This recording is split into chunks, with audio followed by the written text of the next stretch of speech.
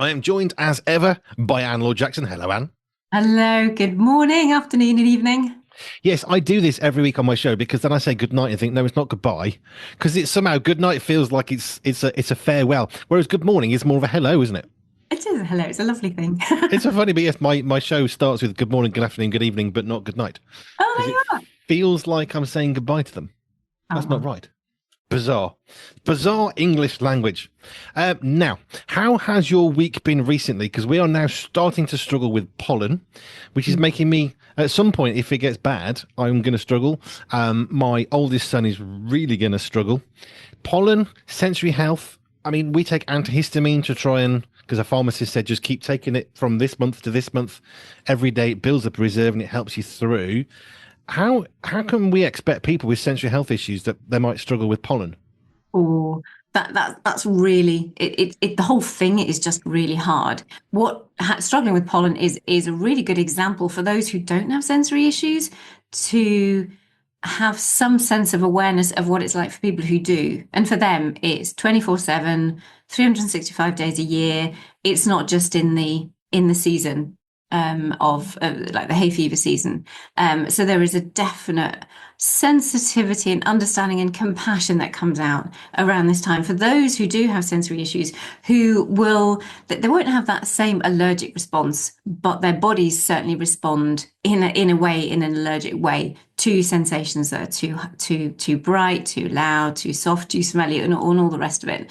For those who are actually suffering with hay fever itself, it's just a horrible one that we would only use the senses to try and comfort and calm and just support because it's rotten and looking after, if your eyes are streaming, it's looking after your eyes, looking after your nose, just looking and pampering yourself as much as possible to cope with the experience, really.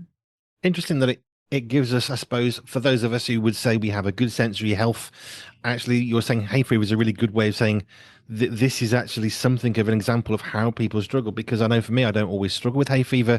Mm. Some crops will make it more affect me than others. I've learned not that long ago. I didn't know that it's actually a severe allergic reaction. And we just think, oh, it's a bit of hay fever, but actually, it's a severe allergic reaction in your body to basically a chemical that is like anything that's trying to upset or kill you. It's having a very very bad effect. Hence the snotty nose and the itchy eyes. It's actually a effectively it's a proper full on allergic reaction, although generally isn't going to kill you.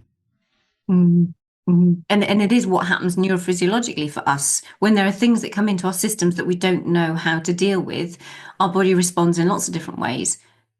Obvious allergic reaction to pollen, sensory issues. People can overreact. They can withdraw. Same way, I suppose, others will withdraw into their house because they just don't want to be out in that environment. Um, the parallels between hay fever and sensory processing issues, it's really similar. I'm fascinated that I picked up on something that seems to be quite helpful again. But hey, Fee, I mean, how do you help people who are struggling with sensory health if they've got pollen on top? I mean, we're talking about how having hay fever can help us understand what it's like for somebody who's got a struggle with sensory health throughout the year, and we have it when we have sensory hay fever, 3, 6 months, whatever. But you're saying it's quite similar. But how do you help somebody who's already got sensory health, and then on top of that has this basically allergic reaction to the pollen, and then it's going to make I mean, everything just gets worse, doesn't it?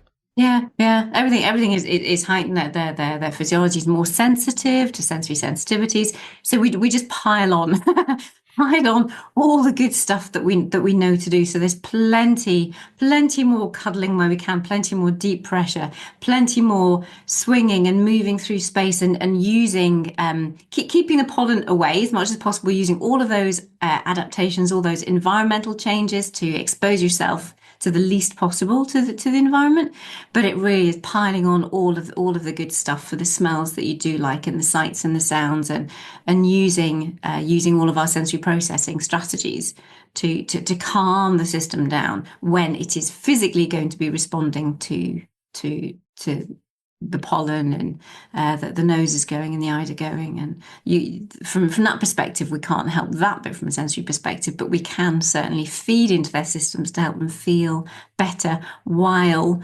letting it run its course. Well, I guess the other thing is it helps us to understand how can we manage stuff, because if you can't prevent pollen, and you can't unless Mm. you live in a bubble, you are not going to stop pollen being an issue if you struggle. If you're struggling with because you can't hold a piece of paper because of Century Health, we've talked about that. You're surrounded by paper. One way or another, you're going to have to find a way of managing holding a piece of paper. Maybe you can stick a glove on. I mean, there are things, but I know in the past I've met people who found pollen filters on cars if they're maintained. It gives them some relief, some release. They go and sit in the car, they switch the engine on, they switch the air conditioning on with the pollen filter, and all of a sudden, within a minute or two, they're starting to breathe. Everything starts to calm down. But I'm guessing, in a sense, that's a similar track, isn't it, to some of the things you said? That's something we can understand Yeah. sitting in a car with a pollen filter on to deep pressure, which makes no sense unless you need it. Well, why would you sit in a car with a pollen filter on? Just get on with your day. But if you can't, you can't. Yeah, that's right. And it's having those little sensory diet breaks as we talk about the things within your day that will help you cope with the day, because you can't take the pollen away, you can't take sensory experiences away. So what do we need to fill the day with? How many times do we need to withdraw and be in our blackout tents and put the sunglasses on or put the ear defenders on or just retreat and just have some quiet or go for a walk in nature? Or how many of those things do you need within your day? It's like how many sits in the car with your pollen filter do you need in order to get through this season? There's always things we can do. When I was driving trucks and it got really hot days, many trucks don't have air conditioning. You might be surprised to know this. Most trucks that cost, £500,000 aircon. Nah, you don't need that. You'll cope. So we live and work in these greenhouses, and more often than not, I would find a petrol station or a diesel station somewhere that had air conditioning, and I would go and park up, not on a break, and just have a very big long browse of the of all the things in a really boring petrol station and cool down, because my senses, I guess, I'm trying to apply it into sensory health, but I'm really hot. I'm really cranky. I can only drink so much physical fluid. I need Mhm. to get out of the greenhouse of a cab, which is basically what it is. And then I would go and find a petrol station which was air conditioned, or a supermarket and go and browse the milk because it's Amen. cool. Yeah, yeah, totally. I was actually chatting with one of the teachers today who we were talking about some of the weighted objects, because you have to be careful with weighted blankets. We have had some people actually die because of the way that they've been misused. Wow. So we were talking about how to bring some weighted objects into school safely. And it was just one of those off the cuff remarks of, oh yeah, I could do with one of those. And I thought, yes, of course you do. Every single teacher, every single one of us needs to have a really good look at who we are, how we are, and think of those little things actually just to have something like a bit of weight on you just for a little time, maybe when you're having your coffee or otherwise. It's like, I think we were chatting about the last time, or what one of our weeks about having oh, that's right, it was sitting and enjoying your magazine, our Pure Media magazine. And I would want to cuddle up and I'd have my knees up so I'd get that proprioceptive experience, and I'd have my tactile blanket and I have my tactile hot cuppa of something. And then I would sit and have the physical experience of actually moving the pages over one. That's a really lovely moment of sensory experiences, enjoying that. But actually having something weighted on top of that for some people is just takes them a bit closer to heaven. You know that they've got it, they put it around their shoulders. It might be something that you stick in the microwave that's heated. So you have a heated, weighted pad on your knees, on your shoulders, on your arms, or yeah, so I don't know how we got there, but yeah, no, weighted stuff. If anybody is listening and wants to get weighted stuff, please just make sure that if you do go and buy something off your own bat, that the individual or you can actually take it off, because that is where we've had the deaths. Hmm. That people haven't had the capacity to remove themselves from something that has been on them, that has been weighted. Which is the importance I keep on coming back to, speaking to somebody like you who actually knows what's good and what's, let's just say, less safe or less preferable. Put it that way. There are things that are going to be very beneficial and some things that might help, and other things that, yeah, that's not really, really right, because people have a bit of knowledge and a bit of power. I don't think of myself as a sensory health specialist. I chat to you for, a year and a bit, and I've got some knowledge, but I would never go around saying, yeah, I'll do therapy, because I've got a tiny piece of knowledge, which is I would always defer back to you. Thank you. It's safer. Oh, it is safer, and especially because it's just every now and again I say, "Oh yeah, we had somebody die for that," and then people are like, "Seriously?" And it's just like, "Well, yeah." And the vestibular system, it's just like, well, if you want your child to come out and vomit, well, then go ahead, but perhaps maybe listen to how to be sensitive to the movement experiences that you give. That you give them. People kind of almost assume that, oh yeah, we're going down to the play area, play park or the roller coasters or whatever.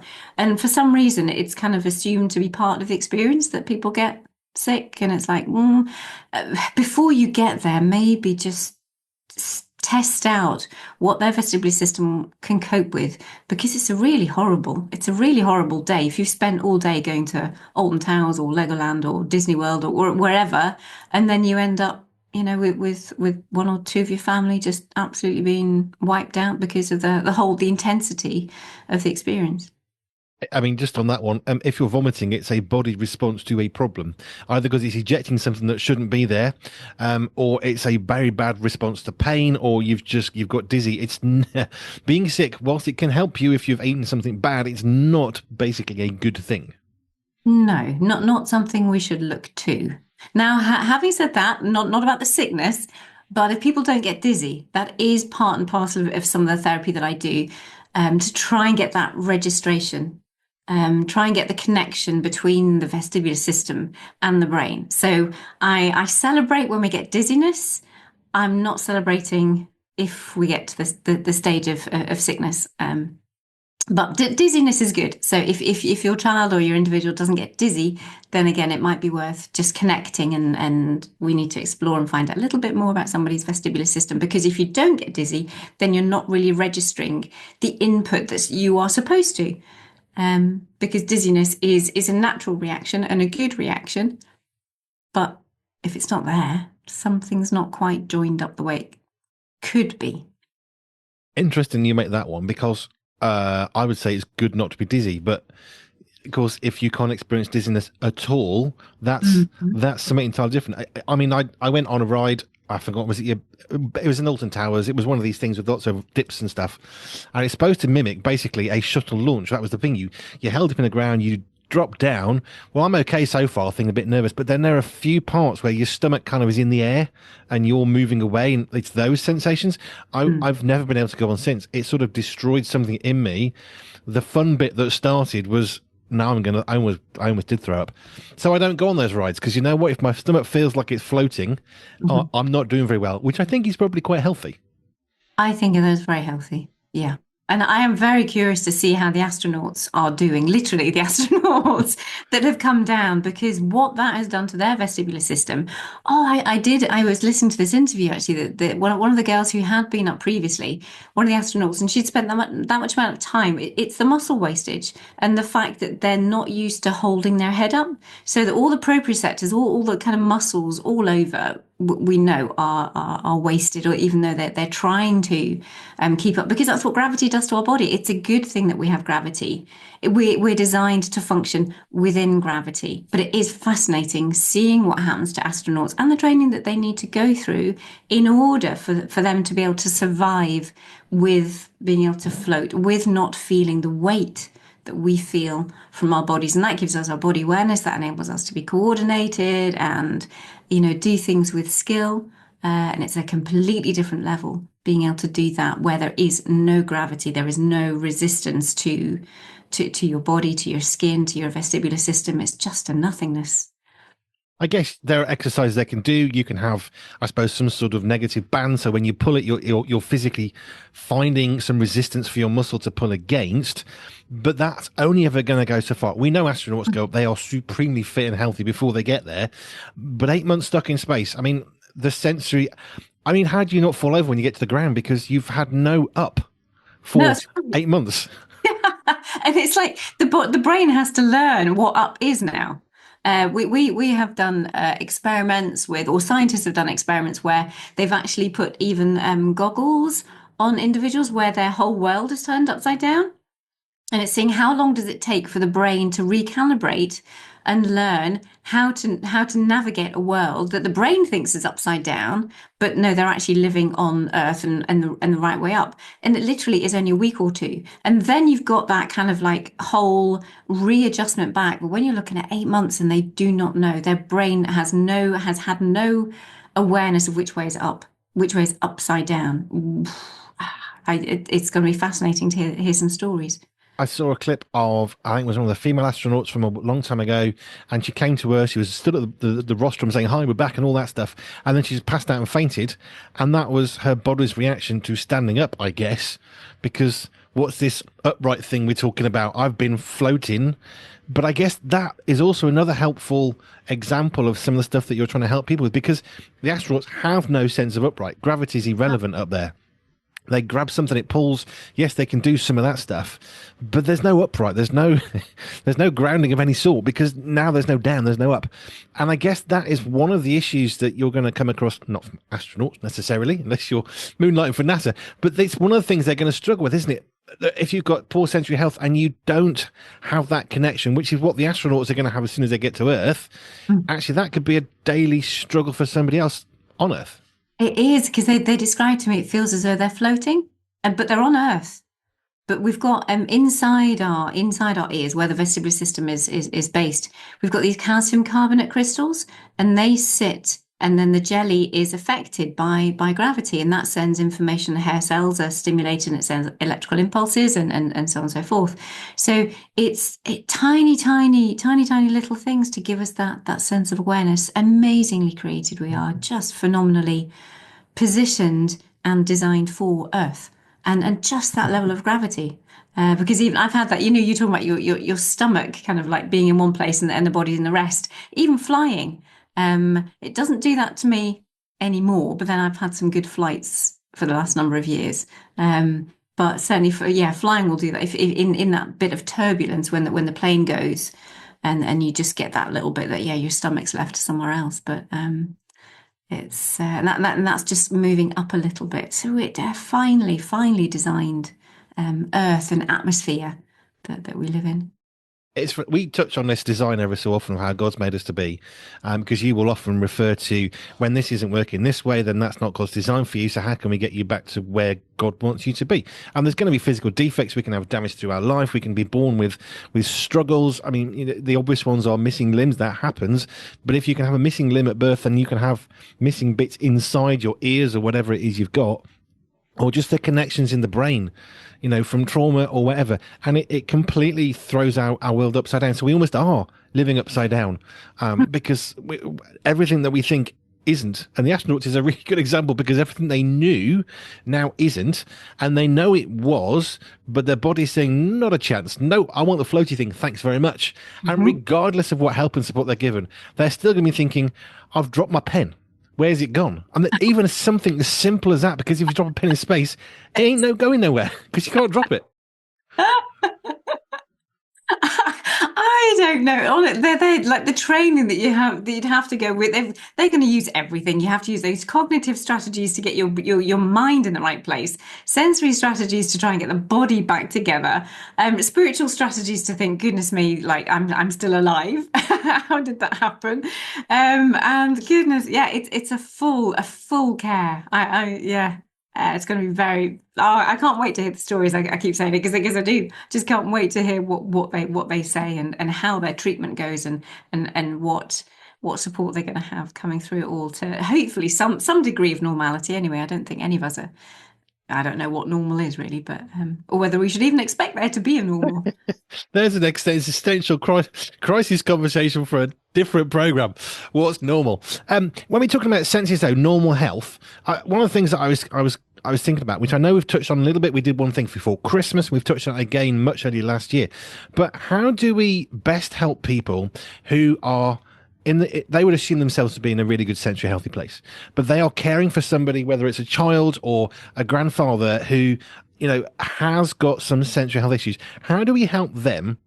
I guess what I'm saying is, how do we help them with basic first aid for their own life in order that they can best help someone, not with their physical struggle, but with the sensory health struggle? I mean, are there any differences? Between a physical health and a sensory health In struggle. terms of caring for someone, yeah. Oh, in caring for someone. Yeah, you'd go through the same kind of like diagnostic process. So if I was going out to someone with a physical, we do that assessment. Like what can they do? What can't they do? Which bits of the body are affected? What's their range of movement? Can they lift up their leg to get out of bed? Can they do, the practical things you do all of those kind of assessments, and that's exactly the same when you go through the sensory health side of it. And that's what's been so lovely as an OT being working through the mental health services, physical health services, older people services, schools, families, organizations, and just thinking we it's exactly the same process that we go through. It just depends on what it is that we choose to focus on.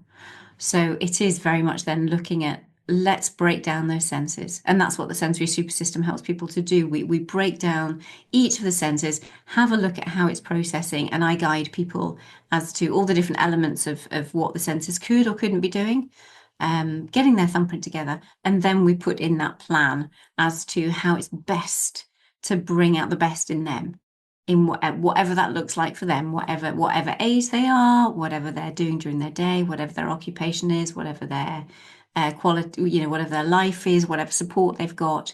We have to find something that is personal, tailored to them in order for it to work. So I don't deal with one size fits all approaches at all. I never buy a one size fits all hat because it never fits. It's the size of my brain. I'm sure that's the issue. But this is the thing. We get these one size fits all hoodie or a hat or something. I bought a one size fits all scarf and think, who's this made for? A baby? I mean, seriously, who's made this one size fits all that's so tiny? Because the problem with that approach is as much as it's easy to mass produce it, it's Mm. not necessarily going to be helpful to any individuals. And we are all, I believe, deliberately and purposely made on purpose and with a purpose, which means we're all slightly different and we can't just fit into that normal model that we're just slightly joking about, but it is actually an issue. I was really struck this week. I was battling against the numbers. Please don't take me in the wrong way, anybody listening to this, or when you are listening to this, it's that people are looking for their diagnosis because I think if we could just support people, love people, full stop. It doesn't matter. So I think so many people are looking for a diagnosis because then it gives them, which it does. Other people will be more compassionate. If you say, I've got autism, I've got ADHD, I've got whatever, then normally there can either be some judgment with that, but most of the time, the way that society is going, it comes with a degree of compassion. And I think, why do people it shouldn't be, that's what I was thinking, it shouldn't be that people need this diagnosis in order to help people be more compassionate. We should just be more compassionate, full stop. In which case, there then isn't the need to need the diagnosis for that reason. It can be useful to find out if your brain thinks a certain way, and that's the bit I don't want to be misunderstood about. But the need, I was just really sensing that there's a lot of people who are needing a diagnosis here because it gives other people the opportunity to, or it causes other people, it passes it back to other people to say, look, you have to accept that I'm different here. Um, and and I thought, oh, it's a shame that we just can't bring our people up, bring our children up to say, actually, everybody's completely different, and can't we just love them? And it doesn't matter whether they have a diagnosis or not. We're all going to be a bit quirky. We're all going to be a bit different. So, That'd be a fascinating world to try to do. But the things we can make a difference towards that because it's how we treat other people. And although it sounds like some sort of wonderful ethereal, that'll be lovely. Actually, we can do something towards that. We can actually love people, like say, as they are. We go straight back into scripture. Jesus loved people as he found them, not when you get to this place, let's talk. He met them where they were at, which is effectively what you're saying. Let's meet people where they're at. I'm always struck that in France and UK, there's a different gestation period for a baby. One uses 9 months, one uses 40 weeks. So interventions in the UK are higher because they say, oh, that's it, you've got your time. Whereas in France, it's about, was it 4 or 5 days different? So they don't go suddenly for C-sections and all the rest of it because, well, we've got another 5 days yet. And even that one, I don't know how up to date that is. That one always strikes me, our perception of even something as simple as a pregnancy. It's 9 months. Well, 40 weeks isn't 9 months, actually. It's not exactly the same number of days. So the French system, there were much less intervention from mums because got another 5 days yet. Whereas in the UK, that's it. You're off we go. Let's get the labour started. And even that one, if we were just a bit more patient and perhaps had a slightly different perspective on things and the confidence, which is so important, people in the UK might say, no, I'm not having that actually yet. Thank you. Not advocating, by the way, to not ignore your doctors. Don't go there. But if we were just a bit more knowledgeable with information and less judgmental, it would be massively different. Mm. And that's a really powerful one. I didn't know that, but I can understand that because also it's just, yes, we have scans and this, that, and the other, but it's like when exactly was conception? I don't know that there's lots around that. And when we're talking about days, it's and a day, an extra day in the womb Mm. is it generally, yeah, but then I'm going to be speaking out of turn for me because it's just like, yeah, you then get bigger babies and then you have an issue because of like all the delivery side of it. So yeah, I'm not going there, but I think yeah, that's yeah, good to be aware of. Not a midwife, just saying, or medically trained in any way. But I just think it's interesting that we have, like you were saying, if we, rather than someone saying, yes, I've got autism, there's two things. One, that we've talked about this before, we've touched on it quite a few times. It can be an excuse to batter someone. I've got autism, so you must, which isn't going to win you friends and influence people. It's just going to put people on edge. If Mm, you have got autism, yeah, okay, let's be understanding. But I think what I love about children, especially the youngest children, toddlers, they just play with people. You're my mm, friend. Let's have a play. Why have you mm, taken that? I don't like you now. Not I hate you. You're wrong, or you're evil, or what's wrong with you. Just give me the toy back. And actually, we lose some of that childlike beauty as we get older. Childishness, yes, we can lose that. That's fine. But again, the Bible again comes to our help. We need to have a childlike faith and we need to have a childlike approach to people where we love them as they are rather than saying, well, here's my little tick box and you've got 4 out of 5. So let me know when you get that fifth box ticked and then you can come back and talk again. Whereas a 2-year-old doesn't have that list because they can't hold the pen yet. They just care about the person, which is what you were saying. which is beautiful. I remember seeing a post and it was gorgeous between these two boys that are dressed. They're tiny, tiny. It must have been 3-year-olds, something like that. And they had their matching checked shirts on. One was a white boy, one was a black boy, and they said we could be twins. And it was just that sense of there was no distinction between skin color. He said, "Oh, these, we could be twins," and it was just like, how gorgeous that is how it should be. That beautiful childlike. I see you as a person, and I really like you, and you look like Mm. me, and I look like you. Obvious differences, but the humanity was just beautiful. But the difference is that people see they didn't care about, which is kind of the point of what you're making, rather than saying, I need to have a diagnosis for autism because and everybody will understand me better. Mm, Well, actually, probably not in a sense, because unless they have a real understanding medically of what autism is and how it affects your thinking, your interactions, and sensory health and physical health, it may actually not be as helpful as you might want it to be, perhaps even as it should be. Although I don't like the word should, that's a guilt thing, isn't it? But actually, sometimes the diagnosis isn't maybe what we need, but it, like you say, it can help us in a sense that I understand what's going on. When I was told I was having severe palpitations, it didn't help me at all. I was no further forwards. It didn't help me medically. There's nothing they can do apart from surgery when it got really severe. But knowing that I was having severe palpitations didn't help me. Being told I didn't have the condition of atrial fibrillation. Great, thanks. Well, what is it? mhm, It's not always going to be the thing that we desperately think is going to provide us that peace and mhm, that satisfaction, that closure, which is I love that American phrase of closure. It doesn't give us that, which is why it's best to be more content with the world that we're in. mhm, mhm. I think the more support we can give to help people be content in the world that they're in, that's what it comes down to. Excuse me. Which is where it comes to you. Just give us a quick overview then, as we come towards the end. Just reminder how do you help people in a kind of a really simple way? What is it you're actually doing day to day, week to week, month to month that can enable people to more ably live and enjoy the world they're in? Mm. When they know who they are, it's finding out who they are. And who doesn't want to know a little bit more about who they are and what makes them tick? So we explore the very foundation. So I help people explore the very foundations upon which everything else that is human is built upon that. And we look at where there are issues in their life that they'd like to be more confident in, or they'd like to be a bit more coordinated in. They'd like to be just a bit more content with what's going on and be less anxious and be less stressed and be less frustrated and be less exhausted. Those are the kind of main negative things that people want to get out of. So that's what we do. When we explore the senses, we assess the senses and we find out what are the areas in their life that they're not doing as well as they would like to. And that's when we can put in treatment strategies, management strategies, simple things, big things. Things can change overnight. Things sometimes take weeks, some things sometimes take months. But it's just getting people to a good place where they can actually do what it is that they want to do in life. Underpinned by good and much, much better sensory processing and integration. I've got a very good live example of how we can help others. So I just coughed a minute ago, which was a bit unexpected. And then somebody, I didn't need to say, can I have a diagnosis? I've got a dry throat. Someone heard me cough and brought me a glass of water. And all of a sudden, I could feel my senses calm down because I'm supposed to be leading a conversation. It's a big deal. And this water arrived. And yet I immediately relaxed. And I will say thank you to that person later. But they brought me a glass of water. That's just a glass of water while I'm coughing, which is just random, one of those things. But that's what we can do for other people. We can bring them that glass of water. We can bring them a pair of gloves or a pair of tongs so they can hold a piece of paper, for example, off the back of one of our ones. But it can be really simple to help someone. And water, there's a beautiful thing, obviously, in scripture when Jesus is saying, if you gave a glass of water, there is something also really powerful about water. Yeah, we are 70% water, and what it does do, it absolutely calms the senses.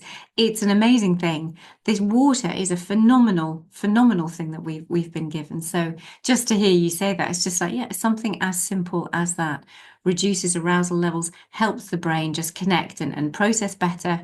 And therefore, when you're processing better, you're able to function better. Bring somebody a glass of water. Who knows how much of an impact you can make to their life? And thank you. I never knew we were going to go into space with this conversation, but hey, I love. That's why I love these. It's not random at all, but I love where we can end up. Mm. Yeah. Gravity is good for you, and so is being dizzy. But if you're getting dizzy all the time, that's not so good. And there is a balance, and that's where you need someone like Anne. And thank you. What have you got coming up in the next week where you're thinking, oh, I'm looking forward to that? Schools, more schools are connecting, which is really lovely to find out how it will help support them, all their school staff, whether they're parents helping in the schools or their teachers, to help get them trained up in sensory integration and processing. So yeah, really looking forward to that tomorrow. Fabulous. If you want to connect with Anne in any way, all you need to do is to go to our website, pure247radio.org, pure247radio.org/ALJ for Anne Laure Jackson. Thank you very much. Thank you. Great to see you.